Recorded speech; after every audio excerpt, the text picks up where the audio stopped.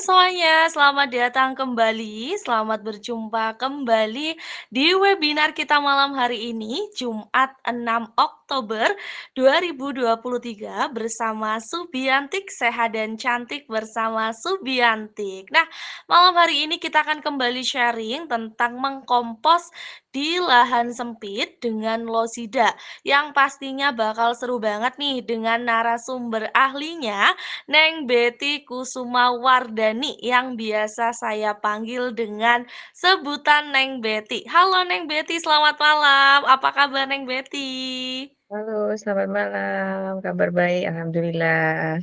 Alhamdulillah bisa bertemu di webinar malam hari ini ya Neng ya. Iya, Oke, semoga sehat selalu ya Neng Betty ya. amin. Oke, nah teman-teman, Neng Betty Kusumawardani ini bertempat tinggal di Yogyakarta. Beliau ini mempunyai jabatan sebagai koordinator bidang pendidikan ekoenzim Nusantara Daerah Istimewa Yogyakarta. Awal usaha beliau ini bergabung dengan komunitas ekoenzim Nusantara Daerah Istimewa Yogyakarta pada tahun 2020 ya, Neng ya? Betul. Oke, sejarah singkat memulai usaha beliau ini awal pandemi 2020 mengikuti kelas online Ekoenzim Nusantara di Balikpapan. Ekoenzim Nusantara Daerah Istimewa Yogyakarta ini terbentuk di bulan September 2020 dan mulai bergabung menjadi membantu mentor ya, menghandle atau tanya jawab harian dalam kelas online dan masih dibantu juga oleh mentor senior dari Balikpapan. Akhir bulan November 2020, untuk kelas online Daerah Istimewa Yogyakarta, mentor dialihkan ke relawan Daerah Istimewa Yogyakarta dan memulai menghandle kelas di akhir Desember 2020 dengan beberapa mentor lain, secara bergantian ya, Neng, ya. Sampai Ya, saat betul. ini kelas online Ekoenzim Nusantara Daerah Istimewa Yogyakarta sudah mencapai 20 kelas dan masih akan terus berlanjut ya, Neng, ya. Mungkin, sampai saat ini sudah berapa kelas, Neng? Sudah ke-22, mungkin nanti mau rencana yang ke-23. Oke, alhamdulillah sukses selalu ya, Neng Betty, ya. Ya, amin. Oke, nah sebelum lanjut ke materi nih, Neng, apa sih pentingnya menjaga lingkungan hidup melalui pengelolaan sampah menurut Neng Betty? Oke, silahkan Neng Betty. Oke, terima kasih atas waktunya. Seperti yang kita ketahui bahwa akhir-akhir ini, cuaca begitu panas dan perubahan cuaca itu sekarang sangat ekstrim ya, kalau dibandingkan saya kecil dulu. Nah, ini salah satunya adalah, semakin banyaknya sampah di sekitar kita yang tidak terolah dengan baik dan yang jelas itu akan sangat mempengaruhi, di mana kita berkegiatan sehari-hari, nanti saat ini kita sudah me mengalami banyak hal yang tidak baik seperti polusi, seperti banyaknya penyakit. Nah, itu adalah beberapa hal yang dapat ditimbulkan dengan, eee, adanya sampah-sampah yang tidak terolah dengan baik. Nah, saat ini juga begitu banyak juga, tempat pembuangan air akhir atau TPA itu sudah ditutup karena sudah penuh. Nah, oleh sebab itu kita harus dari rumah itu sudah harus memulai, bagaimana sih caranya agar sampah kita itu tidak berakhir di TPA. Sampah kita itu adalah tanggung jawab kita, seperti itu. Begitu, Mbak.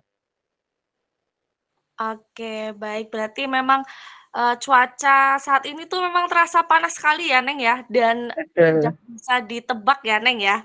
Ya, itu karena ya pemanasan global itu tadi, karena banyaknya sampah, salah satunya. Oke, baik. Nah, langsung saja kita ke materi ya, Neng, ya. Ya, Losida ini merupakan salah satu cara memanfaatkan sampah organik yang ada di rumah tangga dengan menggunakan lodong atau pipa yang ditanam di tanah. Kemudian pipa tersebut diisi sisa makanan rumah tangga dan ditumpuk hingga penuh. Setelah penuh, maka dibiarkan selama 2 sampai 3 bulan sampai membusuk dan menjadi kompos. Sampah organik tersebut berperan menjadi kompos yang berfungsi untuk menggemburkan tanah dan tanaman serta pepohonan di sekitarnya. Sederhananya cukup menanam sebuah pipa di tanah dan sampah organik otomatis akan menjadi kompos. Dengan adanya kegiatan ini, diharapkan mampu menjadi alternatif pengelolaan sampah mandiri berbasis dari sumbernya di rumah tangga. Dari pelatihan tersebut bertujuan untuk memberikan kemandirian dalam mengelola sampah mulai dari sumbernya. Nah, materi kali ini bakal seru banget nih ya, karena kita bakal membahas seputar mengkompos di lahan sempit dengan losida. Nanti kalau ada pertanyaan boleh langsung ditanyakan saja di room chat-nya ya teman-teman ya. Nanti saya bantu bacakan dan sampaikan ke Neng Betty. Oke, silahkan Neng Betty untuk memaparkan materinya. oke, terima kasih.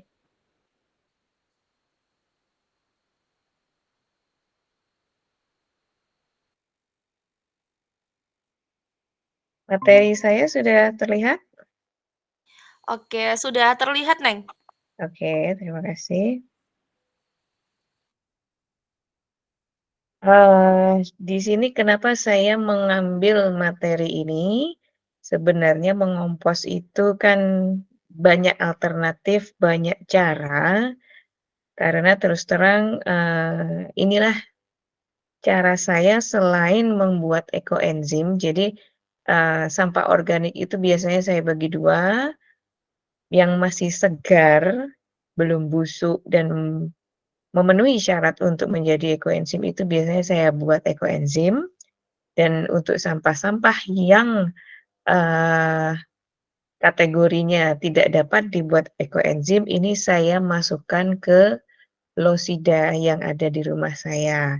Oke, kenapa saya mengambil materi losida? Karena pertama, saya mengkompos menggunakan losida di rumah, ini merupakan pilihan saya karena kondisi di rumah saya.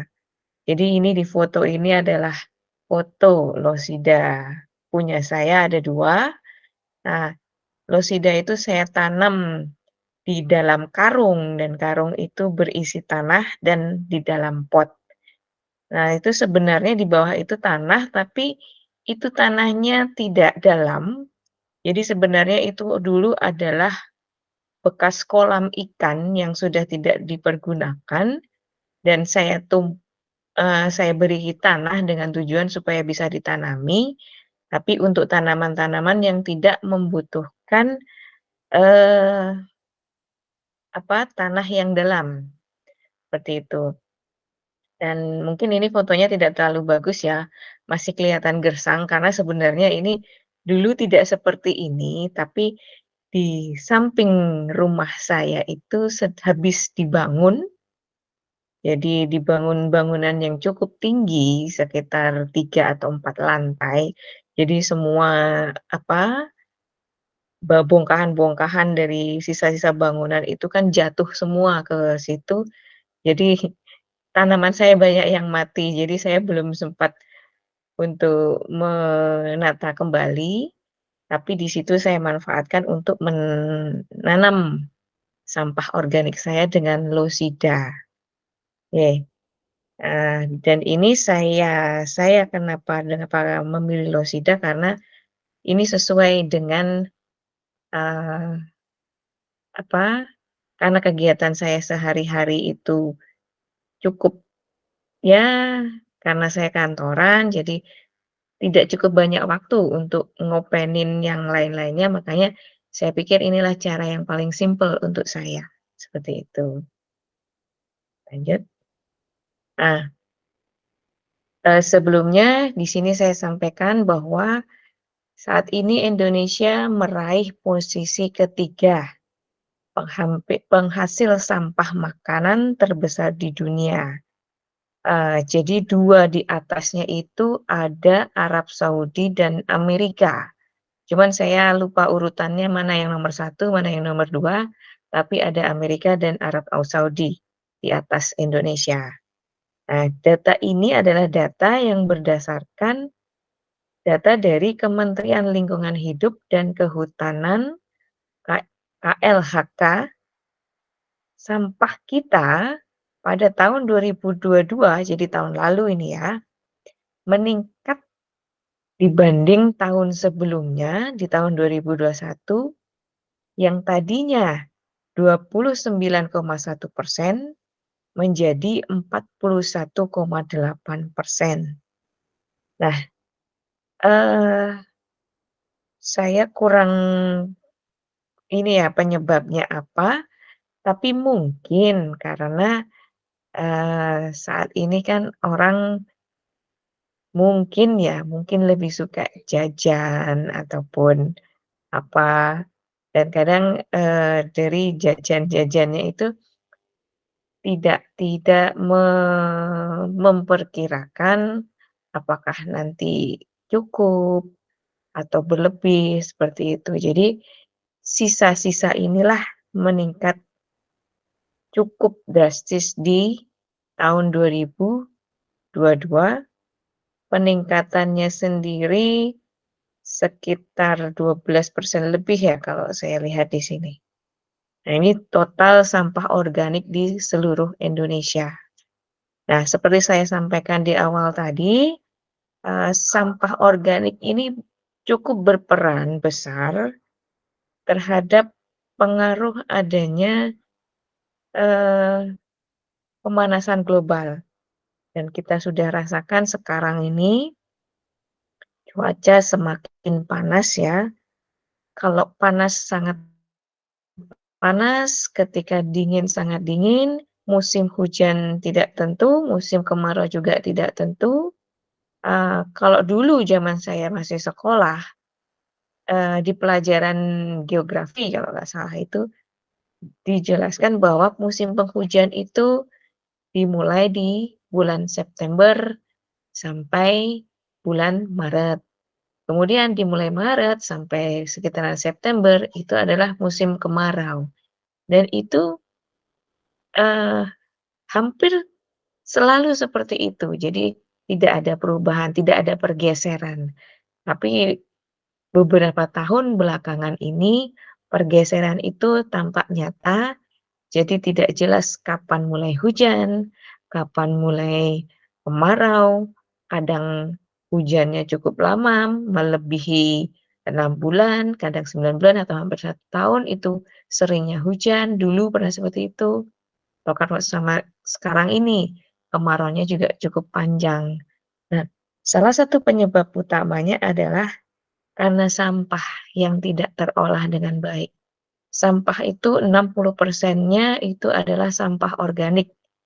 Sampah organik ini adalah sampah penghasil metana yang menyebabkan pemanasan global. Nah, mengkompos itu merupakan salah satu manajemen sampah organik yang baik. Banyak orang beranggapan ya bahwa mengompos itu susah, ribet. Wah, harus begini, wah, harus begitu. Sebenarnya itu ada hanya karena kebiasaan aja. Kalau kita membiasakan diri, mungkin di awal-awal akan terasa berat, tapi dengan beratnya itu kan kita belajar, "Oh, ternyata lebih simpel kalau begini. Oh, ini lebih praktis."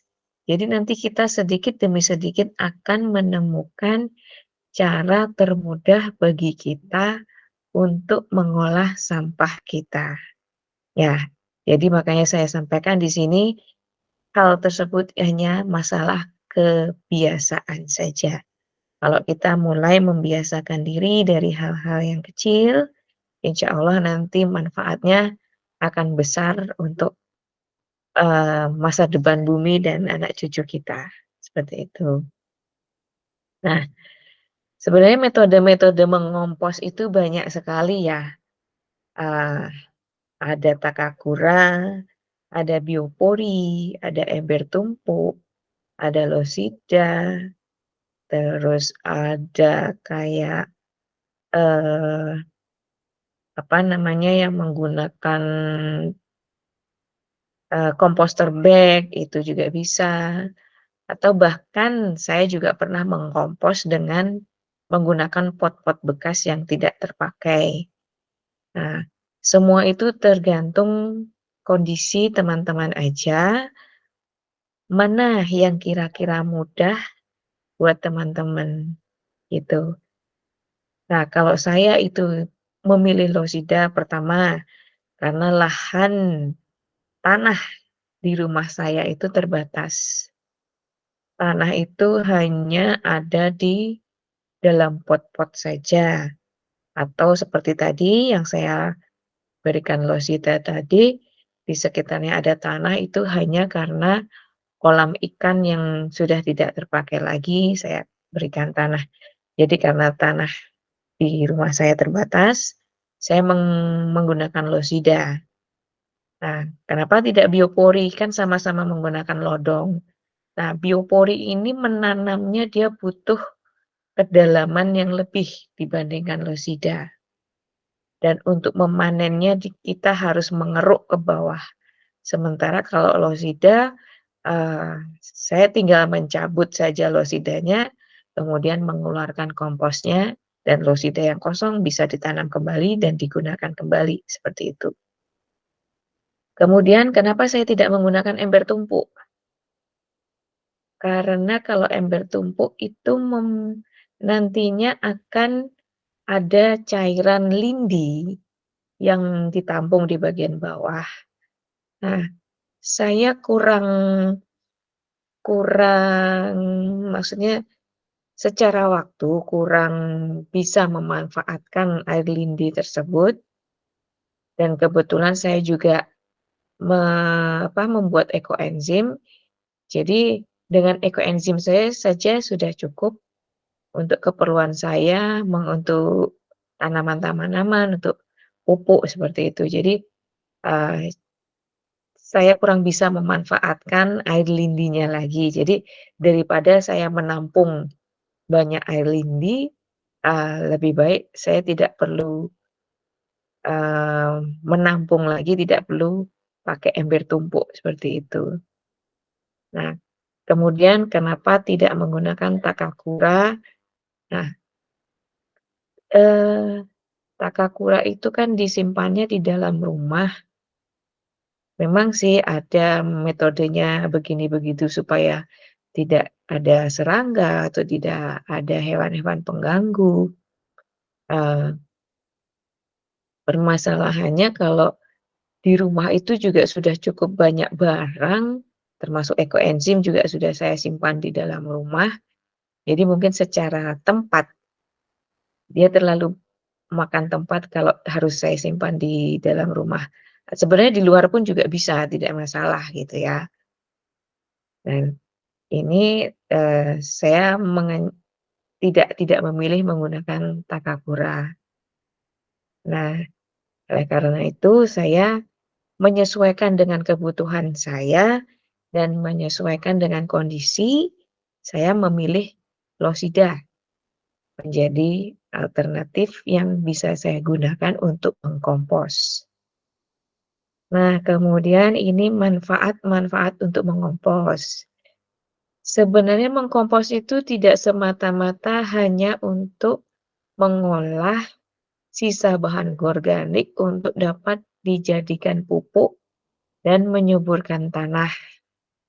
Sebenarnya manfaat mengompos itu banyak sekali, seperti mengurangi jejak karbon truk pengangkut sampah.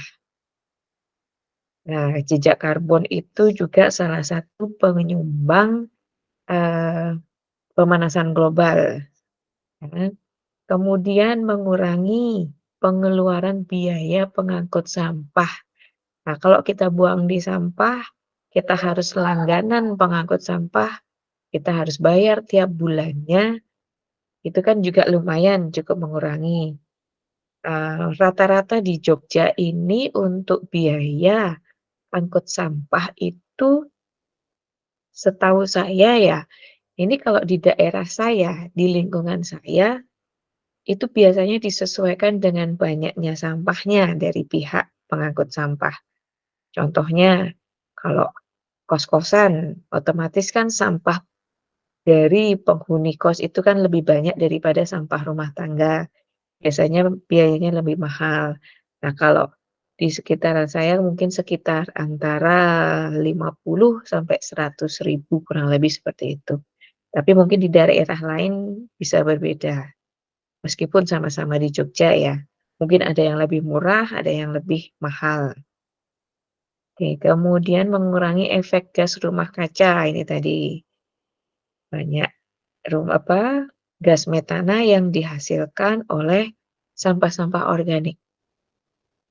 Kemudian meringankan beban TPA. Nah, TPA sekarang ini sudah banyak yang ditutup. Di Jogja itu Piungan sudah ditutup kemarin di bulan akhir Juli itu sudah, beberapa kali ditutup, kemudian Agustus itu sempat, agak lama dan dibatasi untuk pengiriman sampah di sana. Sehingga sekarang bahkan sampai sekarang ini, saya masih menjumpai banyak sampah-sampah yang rumah tangga yang dibuang secara sembarangan di pinggir jalan, karena keterbatasan penerimaan TPA di Piungan saat ini. Nah, yang terakhir nih, sebenarnya mengkompos itu bisa menjadi media aktivitas bersama keluarga.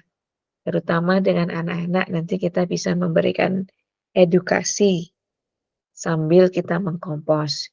Jadi kita bisa memberikan, edukasi kepada anak-anak bahwa hasil mengompos itu apa, kemudian, manfaatnya apa saja, supaya anak kita itu nantinya ketika tumbuh besar juga lebih aware terhadap pemilahan sampah, lebih aware terhadap lingkungan, gitu.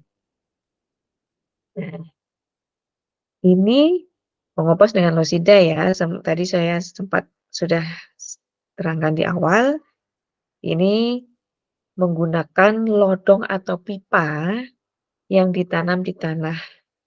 Nah, ditanamnya itu hanya sekitar sepertiga dari bagian lodongnya itu. Nah, bagian yang ditanam itu dilubang-lubangi, jadi ada lubang-lubangnya, dia nanti, untuk mengeluarkan air lindinya, supaya tidak menumpuk di dalam. Kemudian komposnya juga bisa kering. Nah, pipa itu diisi oleh sisa makanan nanti sampai penuh. Jadi misalnya kalau di lodong saya itu sekitar kurang lebih penuhnya 1 bulan, karena di di rumah saya itu kebetulan ibu saya suka sekali memasak, jadi mungkin sampah organiknya memang cukup agak banyak. Itu biasanya dikumpulkan dalam 1 hari, misalnya dari kegiatan pagi, nah sampai malam dikumpulkan, kemudian besok paginya itu, ketika saya aktivitas bersih-bersih rumah, mencuci, itu sampah yang kemarin, itu saya masukkan ke dalam losida, seperti itu. Nah, nanti diisi sampai penuh, nanti Eee, ketika sudah penuh dan tidak bisa diisi lagi, karena gini, sampah losida ini ya tidak hanya losida saja ya, sampah-sampah yang dikompos ini nanti biasanya kan kalau di wadahnya itu sudah penuh, nanti selang beberapa hari dia akan turun. Jadi yang bagian bawah sudah berproses, dia akan, eee, sudah terurai, sehingga sampah-sampah yang di atas yang belum terurai dia akan turun turun turun. Nah, biasanya makanya saya menggunakan 2 losida, Jadi sambil menunggu yang satu, ketika satu itu penuh, sambil menunggu yang satu turun, saya mengisi yang satu. Kemudian ketika yang satu sudah hampir penuh, saya nunggu nunggu turun lagi, saya kembali mengisi yang satunya lagi. Nah, ketika sampai mungkin sekitar seminggu, 2 minggu itu sampah yang paling atas itu sudah tidak turun lagi, nah itu sudah tidak perlu diisi lagi, nanti kita biarkan 1, 2 bulan sampai sempurna membusuknya dan menjadi kompos, tuh. Nah ini contohnya, jadi pralon yang kita gunakan itu kurang lebih ukurannya sekitar 1 meter sampai 120. Mau lebih juga tidak masalah sih sebenarnya, tapi standarnya sih seperti ini. Nah, nanti dari panjang ini, sebagian di sini dituliskan 40 senti masuk dalam tanah, tapi yang 80 senti itu yang di luar, yang tidak ditanam. Nah, bagian yang di dalam tanah itu dilubang-lubangi untuk mengeluarkan air lindinya agar, kompos kita di dalam itu tidak terlalu basah, biar cepat kering. Oke, nanti bagian bawahnya itu ditutup dan bagian atasnya ada tutupnya juga. Jadi, kedua-duanya ada tutupnya, hanya bedanya nanti bagian bawahnya itu, ada lubang-lubangnya untuk mengeluarkan lindinya. Nah, ini tahapan tahapan mengompos yang biasanya saya lakukan. Pertama, saya memisahkan sampah organik yang akan dikompos. Jadi saya pisahkan mana yang akan saya jadikan ekoenzim dan mana yang akan saya jadikan kompos. Nah, karena ini beda ya dengan ekoenzim. Kalau ekoenzim itu biasanya saya tidak terlalu mencacah kecil-kecil. Saya jarang sekali mencacah karena saya menggunakan wadah yang tutupnya lebar. Jadi, bahan organik yang besar pun mudah untuk masuknya. Sementara kalau ekoenzim kan yang kita panen, airnya, meskipun ampasnya juga kita panen dan bermanfaat, nanti setelah panen misalnya mau dibikin bantal ekoenzim, nanti bisa di-blender untuk menghaluskannya. Tapi kalau ekoenzim biasanya saya tidak mencacah, jadi saya tinggal langsung memasukkan bahan organiknya. Tapi kalau untuk mengkompos, di sini sebaiknya itu dicacah. Kenapa? Karena semakin kecil nanti dia akan semakin cepat terurai, gitu. Nah, sebelum, sampah itu kita masukkan ke dalam, losida, biasanya dicampur dulu dengan sampah coklat. Nah, bahan organik yang akan kita masukkan itu kita menyebutnya sampah hijau. Sementara kita harus mencampur dengan sampah coklat, dengan perbandingan 1:2. Sampah coklat itu apa? Sampah coklat itu bisa kita menggunakan, eee, tanah atau daun-daun kering, atau sekam, baik sekam mentah ataupun sekam bakar. Nah, tujuannya apa? Supaya, eee, sampah yang kita masukkan itu tidak terlalu basah. Dan kalau nanti terlalu basah, nanti biasanya baunya akan sangat menyengat. Jadi dengan menambahkan sampah coklat akan mengurangi, kadar air dan mengurangi bau. Meskipun di dalam lodong itu ditutup ya, kalaupun tidak dicampur dengan sampah coklat pun, kalau dengan losida, saya yakin tidak sebau menggunakan komposter bag atau yang lainnya lah. Nah, perbandingannya biasanya 1:2, itu standarnya sih. atau kalau enggak 1:3 bisa, 1:1 bisa, disesuaikan aja. Nanti teman-teman bisa menyesuaikan sendiri, tapi standarnya yang biasanya, dipakai adalah 1:2 atau 1:3. Nah, setelah itu, setelah kita campur dengan sampah coklat, biasanya disemprot dulu pakai aktivator. Nah, aktivator itu ada ekoenzim, ada biowash, ada E4, dan yang lain-lainnya. Boleh selain 3 ini boleh ya. Eee, Biasanya sih saya menggunakan ekoenzim aja karena saya punya sendiri. Kalau mau bikin biowash bisa, itu biasanya menggunakan, eee, apa namanya, saya lupa nama cairannya, Promik, ya. Dari Promik itu nanti kita meramu sendiri, biasanya itu ada di Instagram-nya Promik atau di YouTube-YouTube begitu ya, cara membuat biowash-nya.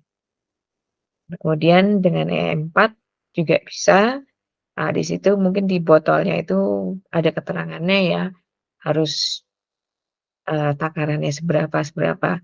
Kebetulan saya belum pernah menggunakan E4, jadi saya kurang paham mengenai takarannya.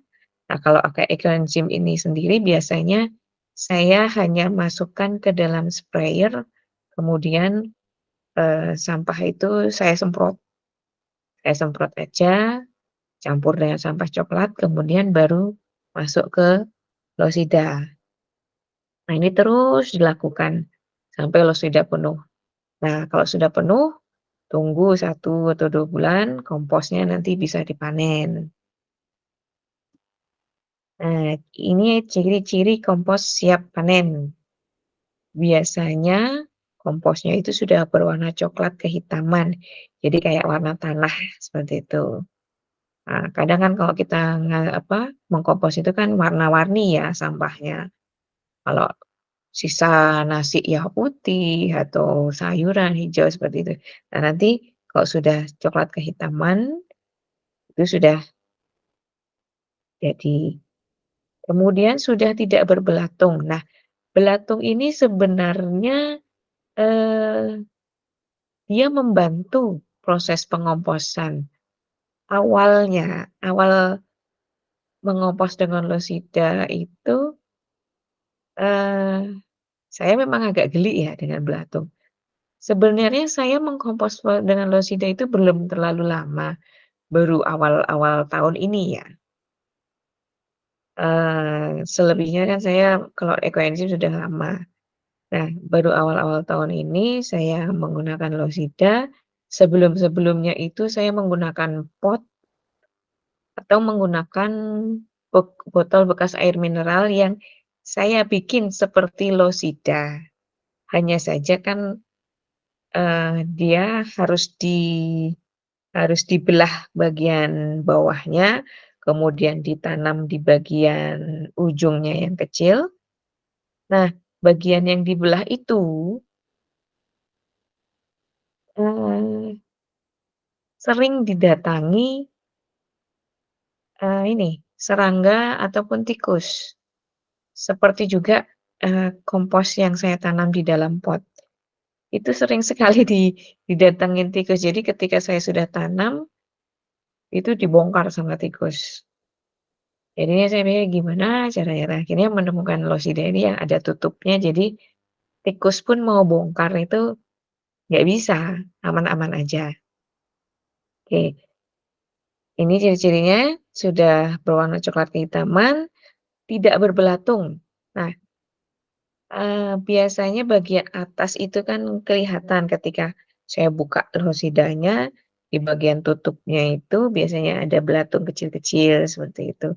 Nah, biasanya kalau, belatungnya itu sudah tidak ada, itu juga sudah bagus ya. Jadi, sampah itu sudah terurai dan belatung itu sebenarnya dia akan masuk sampai ke dalam tanah.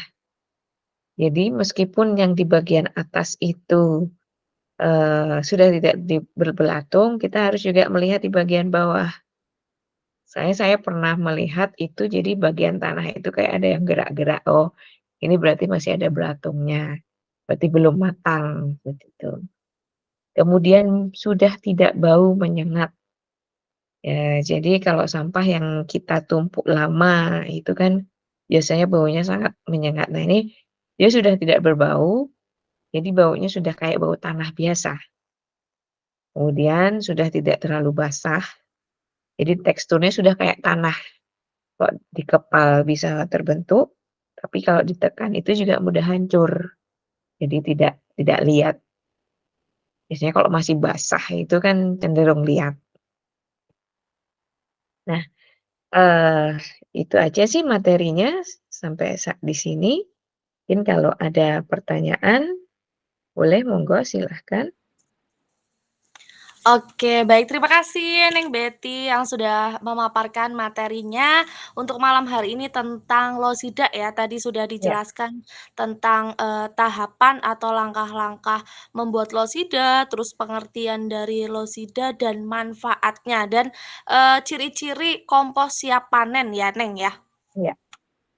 Oke, nah menurut Neng Betty nih, apa yang kira-kira nih, apa sih yang terjadi jika sampah dibiarkan menumpuk? Sampah organik yang jelas kalau dibiarkan menumpuk itu nanti akan menimbulkan gas metana. Nah, gas metana itu dia lebih dahsyat dibandingkan nuklir ya. Jadi, selain dia akan menyebabkan pemanasan global, nanti, dia juga bisa menimbulkan api dan ledakan. Contohnya yang sudah terjadi di TPA Lewi Gajah di Bandung. Itu kan ketika terjadi ledakan di bulan Februari, tahunnya saya lupa tahun berapa, kalau nggak salah itu tanggal 2 atau tanggal 6 Februari yang sekarang diperingati Hari Sampah Nasional, itu karena kejadian ledakan sampah di Lewi Gajah di Bandung itu, Mbak.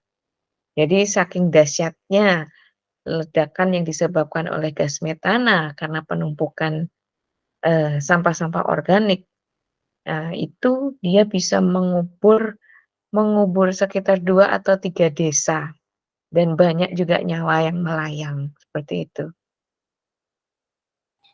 Oke, baik. Memang berarti sangat berbahaya sekali ya, Neng, ya, Betul, kalau kita membiarkan sampah organik itu terus-menerus menumpuk ya, Neng, ya, tidak ada ya, penanganan mungkin ya, Neng, ya? iya. Nah, menurut Neng Betty nih, apa sih yang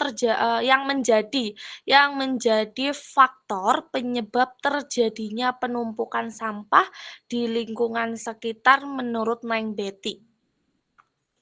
Eee, Sebenarnya kalau penumpukan itu karena mungkin kurang kurang ya kita tidak tahu ya, kesibukan orang itu masing-masing dan seperti saya sampaikan tadi itu sebenarnya masalah kebiasaan kalau kita bisa memulai dari diri kita sendiri, itu sangat bisa saya bilang. Jadi kalaupun, masih banyak tumpukan sampah-sampah di sekitaran kita, itu mungkin karena, masih menganggap mengkompos itu sulit. Yang kedua mungkin, kadang ada orang begini, "Saya bayar kok," gitu. Jadi kayak seolah-olah, karena saya sudah bayar, ya sudah saya, buang buang di tempat sampah nanti kan diambil sama petugas kebersihannya, gitu. Itu yang kedua, kemudian, ya mungkin karena penduduk semakin padat ya, karena satu orang itu dalam satu hari aja sudah bisa menghasilkan berapa sampah. Kalau diakumulasi dalam satu hari misalnya, satu satu ons katakanlah, baik sampah organik maupun non-organik yang dihasilkan tiap satu orang, diakumulasi saja nanti satu minggu satu orang menghasilkan berapa. Kemudian dalam 1 bulan 1 orang menghasilkan berapa, seperti itu. Jadi semakin banyaknya padatnya penduduk itu juga pengaruh. Kemudian, eee, mungkin manajemen mengenai, eee, manajemen dapur kalau saya bilang ya. Jadi masih banyak yang kadang memasak atau membeli makanan itu tidak memperkirakan apakah nanti yang sudah saya masak, apakah nanti yang sudah saya beli ini akan habis dalam sehari atau sisa. Kalaupun sisa misal masuk kulkas, mau sampai berapa lama di kulkas? Atau kalau misalnya sisa masuk kulkas kemudian dikeluarkan lagi, apakah seketika dikeluarkan lagi itu akan langsung dikonsumsi? Ataukah nantinya masih akan sisa lagi? Nah, atau kalau misalnya kita makan, makanan yang dihangatkan sampai berkali-kali, kadang kita sendiri selain dihangatkan berkali-kali juga nggak bagus buat kesehatan dan akhirnya ya sudah nggak jadi dimakan. Akhirnya masak lagi yang baru, beli lagi, seperti itu. Jadi, saya kira manajemen dapur itu juga perlu sih, Pak, begitu. Oke, baik, tergantung dari, kitanya juga ya, Neng, ya, Iya, bagaimana betul. caranya kita, itu memanajemen dapur kita ya, Neng, ya. Iya. Oke, baik. Nah, mungkin caranya kita membedakan jenis sampah itu, agak kadang ada yang sulit, ada yang mudah ya, Neng, ya. Nah, mungkin, di sini ada yang belum mengerti dan saya pun belum paham nih, bagaimana sih caranya kita membedakan jenis sampah, Neng? Kalau sampah itu yang jelas terbagi menjadi 2, sampah organik dan sampah anorganik. Sampah organik itu adalah sampah-sampah yang, berasal dari makhluk hidup seperti, makanan hewani ataupun nabati, itu adalah sampah organik. Nah, kemudian sampah yang anorganik itu adalah sampah-sampah seperti sampah plastik, sampah kaleng, sampah kertas, seperti itu. Nah, dari masing-masing pun juga ada perbedaannya. Jadi misalnya kalau sampah plastik itu ada yang disebut sampah kerasan, ada yang disebut sampah jenis mika, ada yang disebut, mungkin sampah plastik pun juga dibedakan nanti yang, PP, HD, seperti itu. Biasanya kalau kita rutin ataupun, rajin ke rajin mengatur sampah kita dan untuk yang anorganik ini dan kita setor ke bank sampah, nanti kita bisa bisa tahu, oh ini masuk kategori ini, ada nanti. Kalaupun tidak bisa, jangan ragu, nantinya pasti akan dibantu dari pihak bank sampah. Misalnya kita keliru mengelompokkan sampah tertentu, kadang kan, oh ini masuk kertas kardus, ini masuk kertas yang buram, atau masuk kertas HVS, itu saya harus disendiri-sendirikan. Nah, nanti jangan ragu untuk memilah, nanti pasti akan diajari. Biasanya karena saya sendiri juga begitu. Jadi sedikit-sedikit ketika saya setor, oh ternyata saya salah masuk ini harusnya masuk kategori ini. Akhirnya untuk berikutnya diperbaiki lagi, seperti itu. Nah, eee, kemudian kalau sampah organik itu biasanya juga terbagi menjadi, sampah matang dan sampah yang belum dimasak sih biasanya seperti itu. Nah, kalau sampah yang sudah dimasak itu biasanya yang jadi kompos, kalau yang belum dimasak itu, bisa menjadi ekoenzim. Kemudian ekoenzim itu bisa menjadi, dari sampah yang tumbuh-tumbuhan seperti buah dan sayur, sementara kalau yang hewani itu hanya bisa masuk kompos. Jadi, sebenarnya pemilahannya seperti apa, nanti kalau kita mau belajar sedikit-sedikit, nanti akan bisa paham. seperti itu. Jadi kalau kita nggak memulai, nggak melakukan, ya hanya teori nanti bisa lupa, ini masuk mana, seperti tapi yang jelas secara garis besar terbagi menjadi 2, organik dan anorganik, gitu, Mbak. Oke, baik Neng Betty. Nah, berarti kalau losida itu cuma bisa untuk mendaur ulang sampah organik ya, Neng ya? Ya, betul. Oke, nah, kalau losida itu salah satu cara untuk kita mendaur ulang sampah organik. Nah, kalau anorganik nih, Neng, bagaimana sih caranya kita dapat, apa yang dapat kita lakukan untuk mendaur ulang sampah anorganik? Yang pertama jelas kita pilah, kemudian setor ke bank sampah, yang pertama. Yang kedua, kita juga bisa berkreasi dengan, sampah anorganik. Nah, kita sering jumpai seperti tas belanja itu terbuat dari kayak bungkus bungkus bekas minuman saset, seperti itu. Mungkin Mbak Dani sering lihat ya, ada yang seperti itu? Iya, banyak sekali, Neng. Oke. Kemudian bunga-bunga dari plastik bekas, itu juga bisa. Jadi sebenarnya banyak ya, kemudian seperti EcoBrick. Nah, EcoBrick itu dari, sisa botol air mineral itu yang dimasukkan sampah-sampah plastik yang sudah dibersihkan, kemudian itu bisa dijadikan sebagai pengganti batu bata bangunan. Itu sebenarnya, eee, banyak sih yang bisa kita lakukan ya, Mbak, ya. Pertama tergantung kreativitas kita, tergantung ketersediaan waktu kita. Eee, Kalau kita bisa kreatif, kita bisa, cukup banyak waktu, kita bisa berkreasi dengan sampah-sampah kita, membuat pernik-pernik ataupun kerajinan-kerajinan lain, atau misalnya kita kita tidak punya waktu, ya sudah kita kumpulkan aja, kita bisa setorkan ke bank sampah terdekat, itu.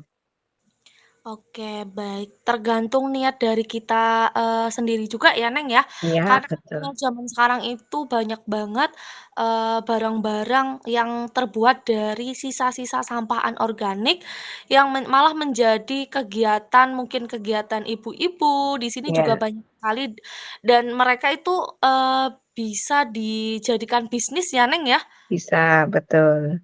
Oke, karena seperti yang tadi Neng Betty sebutkan, apa namanya, plastik dari minuman bisa dijadikan tas dan bisa dijadikan kayak vas bunga, itu ya, Neng, ya? Ya, Kayak bisa sebagai bisa jadi pot anorganik ya? juga.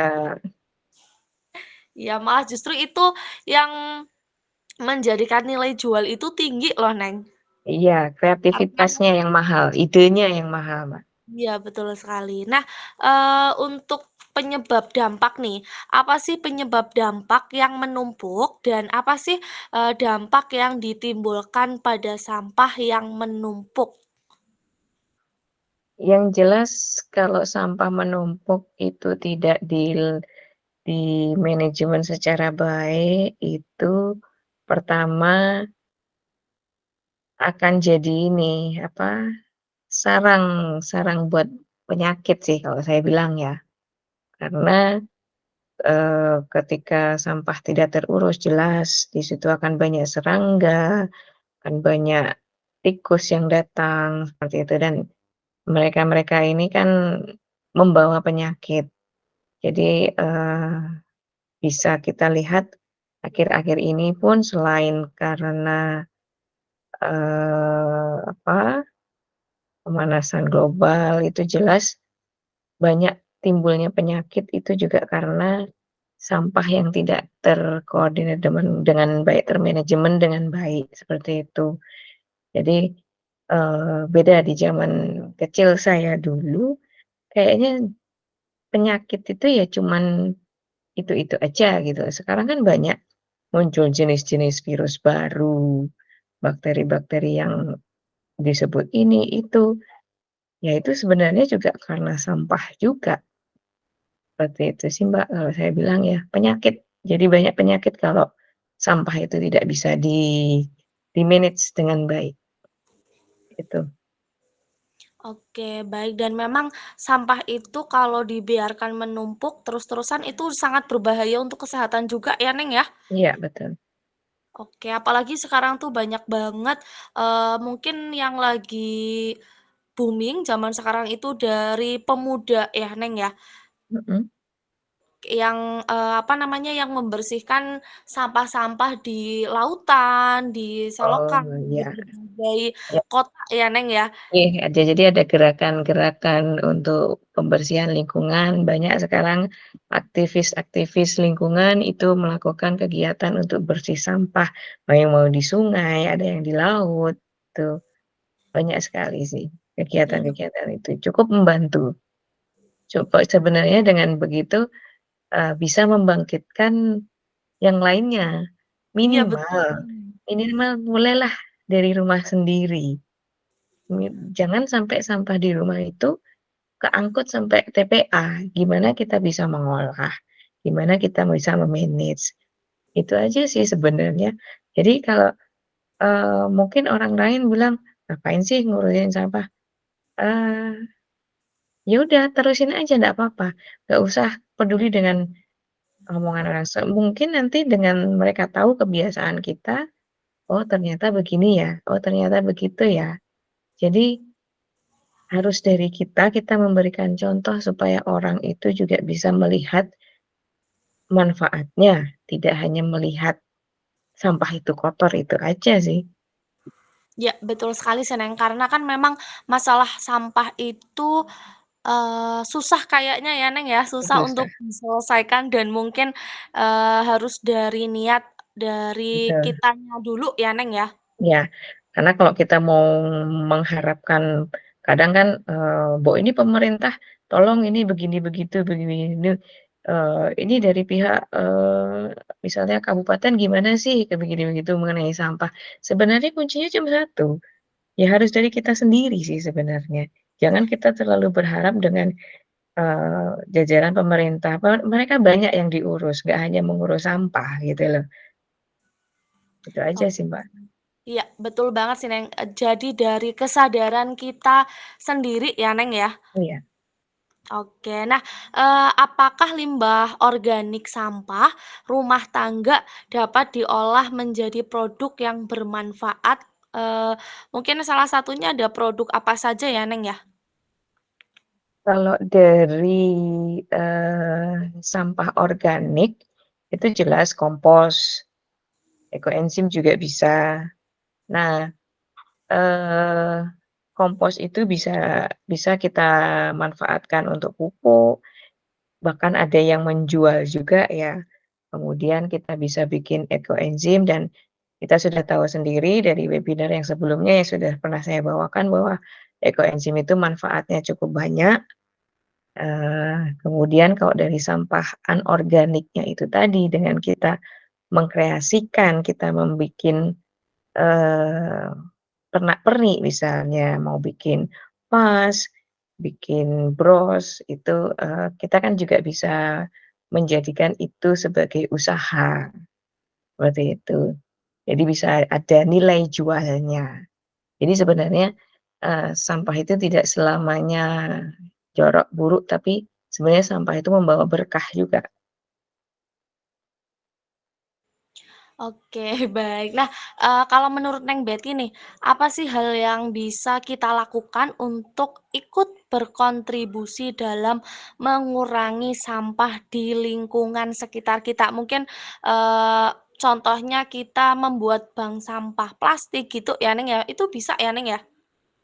Bisa, kalau di sekitaran rumah itu maksudnya bank sampahnya terlalu jauh, nanti mungkin kan bisa dikoordinasikan dengan mungkin lingkup RT atau RW, nanti bisa, dibentuklah adanya bank sampah, nanti kemudian bekerja sama dengan pengepul sampah untuk mengambil dari bank sampahnya ketika sudah terkumpul, seperti itu. Bisa kalau dengan bank sampah dan sebenarnya sih banyak ya, selain itu juga itu tadi, dari manajemen sendiri itu juga sih, ya Mbak. Ok oke, baik Neng Betty. Nah, eee tadi kan Neng Betty kan sudah menjelaskan ya, memang sampah organik itu dapat memicu terjadinya pemanasan global ya Neng ya. Nah, itu mengapa Neng? Alasannya apa nih? Kok bisa sampah organik dapat memicu terjadinya pemanasan global? Karena sampah organik itu penghasil gas metana, dan gas metana itu merupakan salah satu, gas yang, eee, apa ya, jadi dia menyebabkan panas itu tadi, Mbak. Jadi, jadi kayak akan menyebabkan efek rumah kaca di mana, sinar matahari itu bisa masuk dalam atmosfer, tapi dia tidak bisa keluar lagi. Jadi akhirnya panas itu terperangkap di dalam atmosfer seperti itu. Jadi itu salah satu penyebabnya dari gas metana yang dihasilkan oleh sampah organik itu. Oke, baik dan memang berarti memang itu salah satu penyebab terjadinya pemanasan global ya, Neng ya. Iya. Nah, oke baik Neng Betty nih. eh Menurut Neng Betty, bagaimana sih bentuk tanggung jawab kita sebagai masyarakat terhadap sampah yang ada di lingkungan? Eee, Kita olah sampah kita dari rumah, usahakan untuk tidak sampai ke TPA, kalaupun harus sampai ke TPA itu adalah pilihan terakhir. Kemudian, biasakan juga kalau di luar itu tidak menyampah juga. Jadi, kalaupun menyampah di luar, itu dipastikan, biasanya kalau di lingkungan tempat umum itu kan sudah ada tong-tong yang terpilah, misalnya tong ini untuk sampah apa, ikuti sesuai petunjuknya karena kan kadang, mereka asal masuk aja, seperti itu. Jadi itu sih yang bisa bisa dilakukan supaya kita ini lebih pedulilah dengan lingkungan yang di luar. Oke, betul sekali. Membuat tempat sampah yang memisahkan sampah organik dan anorganik mungkin ya, Neng ya, Ya, dan mengelola eee, sampah. gini Mbak, di Jogja ada satu wilayah itu saya lupa daerah mana, jadi di situ itu sudah ada kayak tempat khusus sampah botol. Jadi semua nanti yang kira-kira ini boleh memasukkan sampah botol di situ. Ada loh di Jogja yang seperti itu. Jadi ini sampah yang ke sini, jadi sudah ada di jalan itu. Jadi mereka lebih simpel untuk mereka nggak perlu memilah, tapi sudah terpilah dengan sendirinya. Dan itu bagus juga bisa menyadarkan masyarakat di sekitarnya.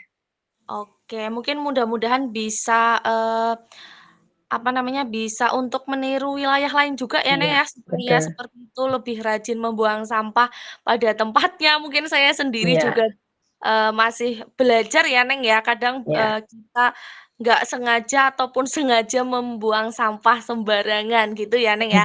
Nah, Iya, pertanyaan terakhir nih, Neng, manfaat apakah yang bisa kita dapatkan dari pengelolaan sampah? manfaatnya cukup banyak. Yang pertama itu jelas untuk kesehatan. Kita tahu sampah itu, kalau tidak terkelola dengan baik menjadi sumber penyakit. Kemudian manfaat yang kedua, kita bisa meng mengolah sampah itu menjadi berkah, menjadi usaha. Itu sih, Mbak.